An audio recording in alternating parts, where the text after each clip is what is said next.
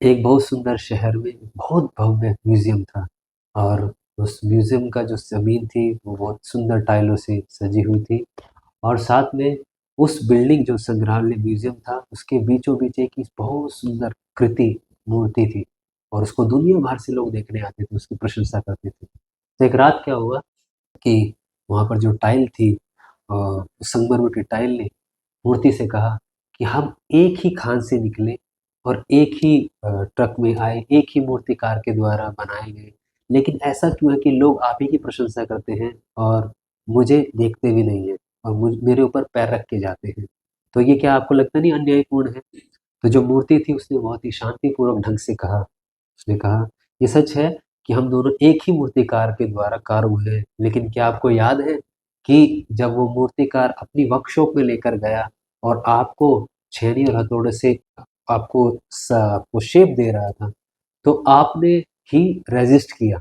तो जो टाइल थी उसने बोला, "हाँ, यस, मुझे खूब याद है और मुझे वो व्यक्ति बिल्कुल भी पसंद नहीं था और वो इतनी तेज़ से प्रहार कर रहा था हथौड़े से, छेनी से कि मैं उसको सहन नहीं कर पाई।"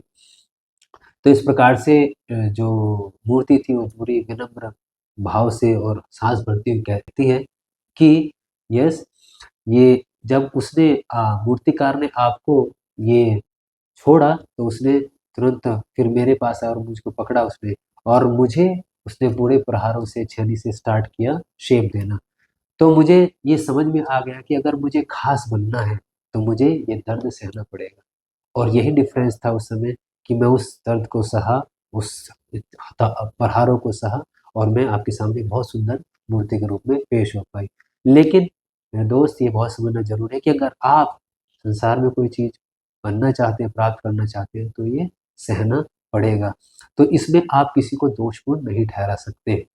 तो इसके साथ-साथ में बहुत ज़रूरी है समझना कि अगर कोई पत्थर कोई मूर्ति में रूपांतरण होना चाहता है, तो उसको इन छेनी हथौड़ों के प्रहारों से गुज़रना पड़ता है।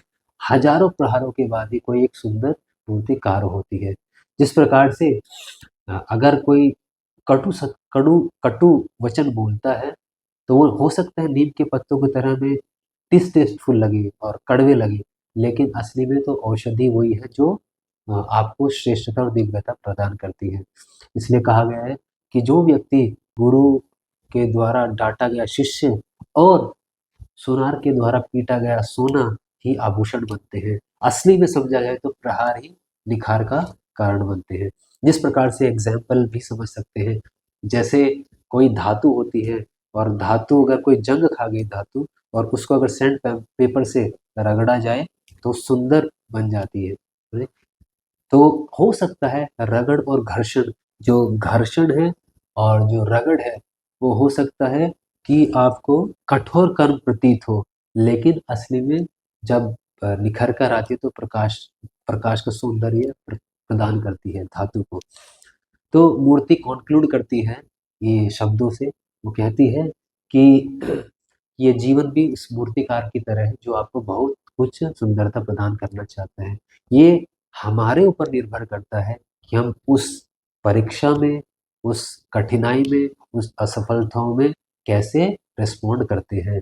इसलिए बहुत महत्वपूर्ण है कि कि अगर ये आपके निर्णय पर निर्भर करता है कि उस समय जब ये सिचुएशन चल रही हो या ये प्रोसेस चल रही हो हमारे जीवन में, तो हम रेस्पेक्टफुल बनना चाहते हैं, एडोरेबल बनना चाहते हैं या फिर एज़ अ रोल मॉडल बनना चाहते हैं और साथ में या फिर हम दूसरों के द्वारा हमारे ऊपर कोई कदम रख के चलें।